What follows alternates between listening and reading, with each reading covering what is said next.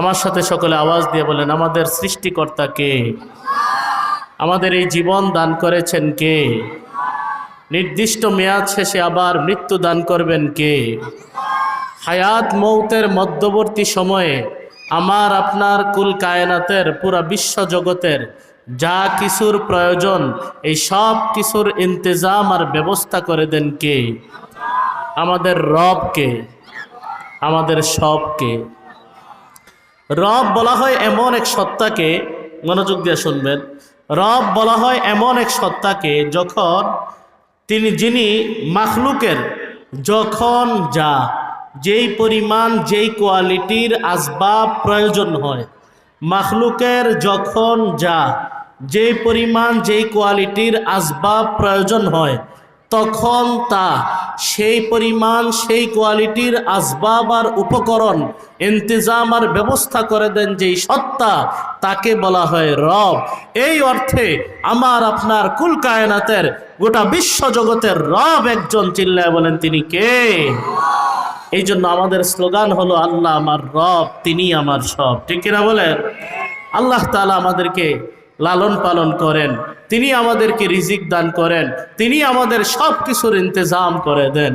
পিতা মাতা সন্তান যখন সম্ভাবনা দেখা দেয়, দুনিয়াতে আসার যখন সম্ভাবনা তৈরি হয়, আত্মীয় স্বজন পিতা মাতা সবাই দেখবেন বিভিন্ন ফিকির করা শুরু করে। নানি দেখবেন ছোট ছোট কাঁথা বানায়, দাদিরা কাঁথা বানায়, ফুফিরা খালারা ছোট্ট ছোট্ট জামা বানায়, বানায় কিনা?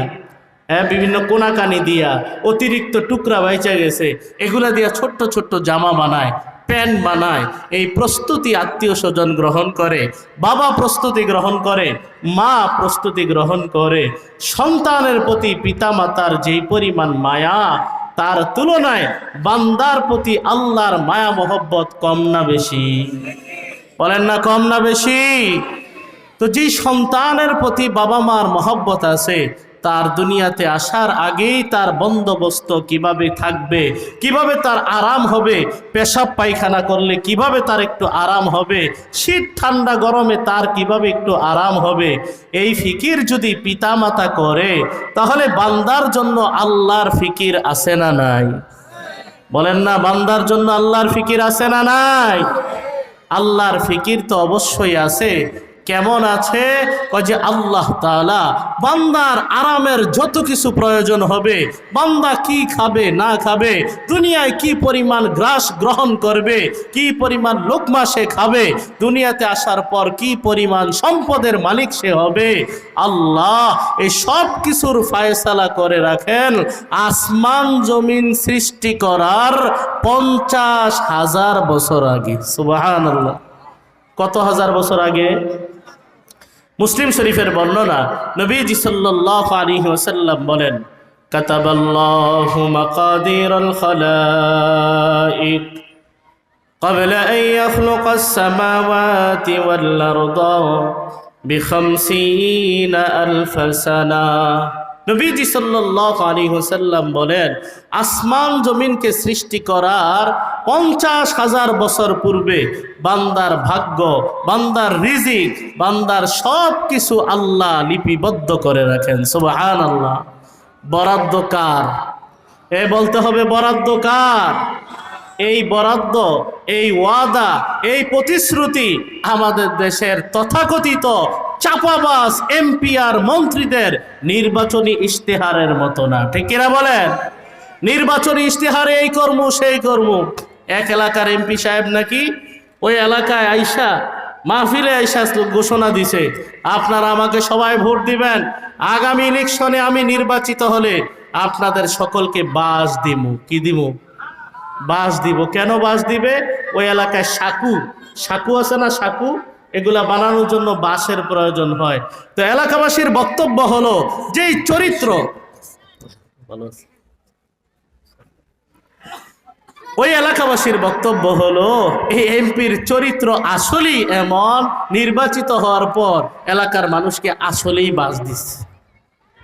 তাহলে বলেন তো, আল্লাহর ওয়াদা, আল্লাহর প্রতিশ্রুতি, আল্লাহর বরাদ্দ, এটা কি দুনিয়ার মানুষের এই চাপাবাজি বরাদ্দের মতো?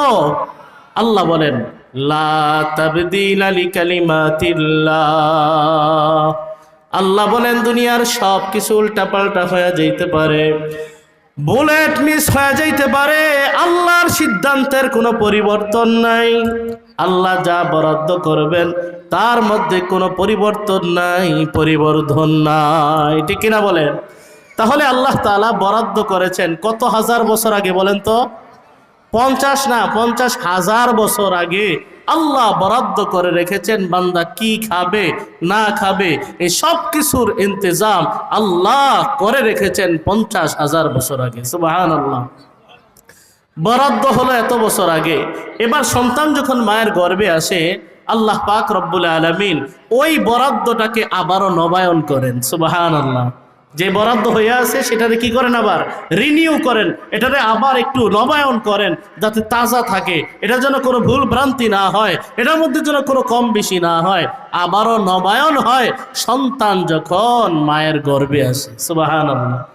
নবীজি সাল্লাল্লাহু আলাইহি সাল্লাম বলেন, ইন্না আহাদাকুম ইউজমাউ খালকুহু ফি বাতনি উম্মিহি 40 ইয়াওমান নুতফা সুম্মা ইয়াকুনু আলাকাতান মিসলা যালিক সুম্মা ইয়াকুনু মুদগাতান মিসলা যালিক। আল্লাহর নবী সাল্লাল্লাহু আলাইহি ওয়াসাল্লাম বলেন, তোমাদের সৃষ্টির প্রক্রিয়াটা কেমন জানো? তোমরা যখন তোমাদের মায়ের গর্ভে থাকো, প্রথম 40 দিন তোমাদের অতিবাহিত হয় এমন অবস্থায় যে তোমরা নাপাক পানি হয়ে থাকো, প্রথম 40 দিন। পরের 40 দিন অতিবাহিত হয় তোমরা রক্তের টুকরা অবস্থায় থাকো। পরের 40 দিন অতিবাহিত হয় তোমরা গোস্তের টুকরা হিসাবে অতিবাহিত করো। 340 বা 120 দিন, 4 মাস যাওয়ার পরে আল্লাহর নবী বলেন, আল্লাহর পক্ষ থেকে একজন ফেরেশতা এই বাচ্চার কাছে আইসা, এই ফেরেশতা বাচ্চার দেহের মধ্যে প্রাণের সঞ্চার করে দেয়। সুবহানাল্লাহ। তাহলে প্রাণের সঞ্চার হয়ে গেল, হার্টবিট শুরু হয়ে গেল, নড়াচড়া শুরু হয়ে গেল। এবার মা বোনেরা দেখবেন টের পায়, হ্যাঁ, এই দিক দিয়া লাথি মারে, ওদিক দিয়া যায়, একবার এদিক দিয়া ভারী হয়, আবার ওদিক দিয়া কেমন যেন ধাক্কা মারে। এই নড়াচড়া হয় কি হয় না? এগুলো 4 মাস পরে হয়, 120 দিন পরে হয়।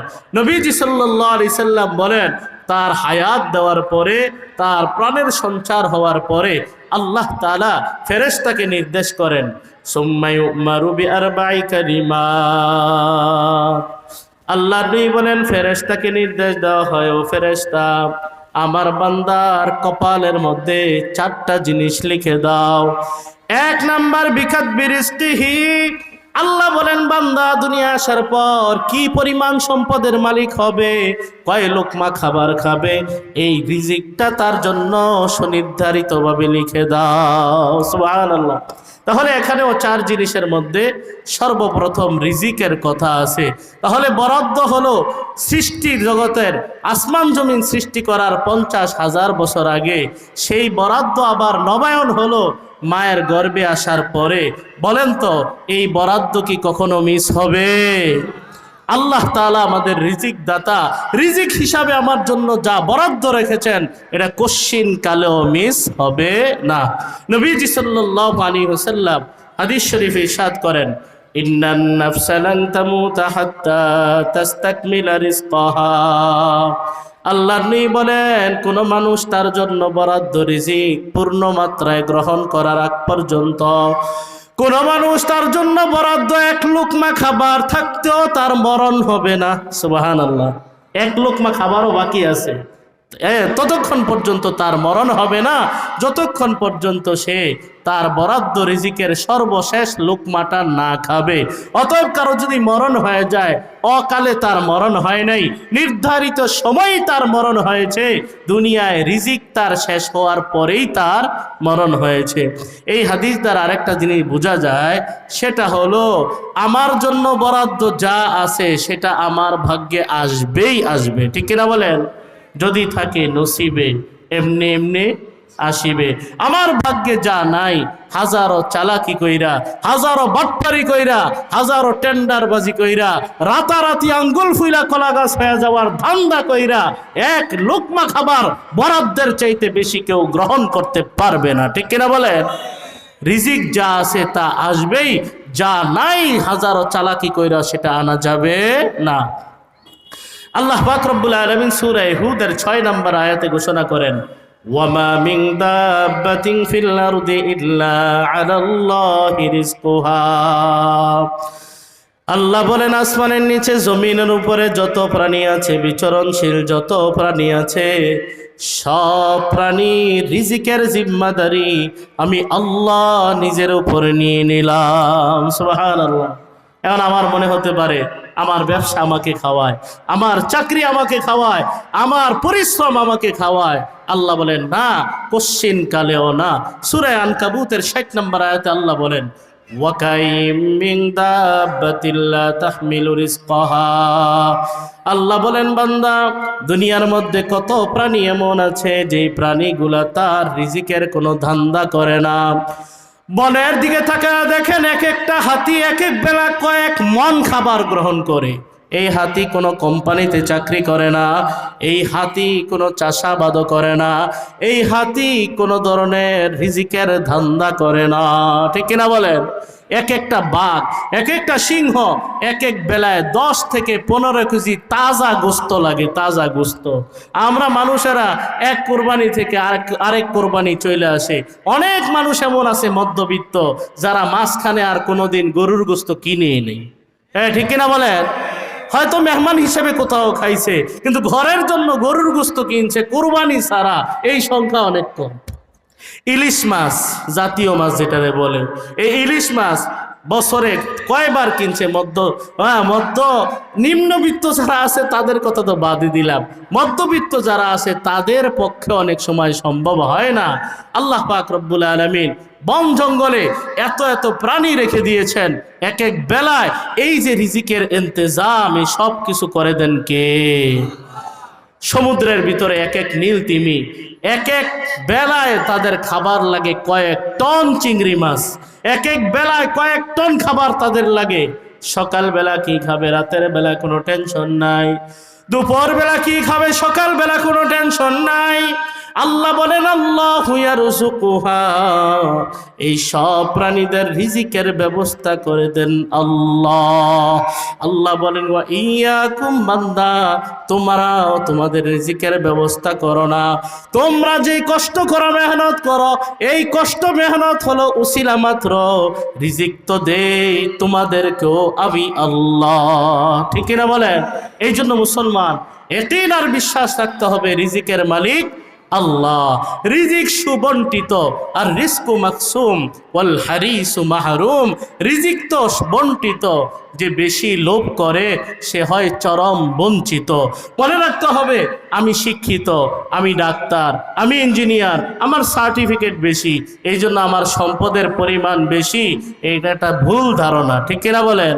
কত শিক্ষিত, কত সার্টিফিকেটওয়ালা রাস্তায় রাস্তায় ঘুরতেছে, দিন আইনা দিন খাওয়ার মতো অবস্থা।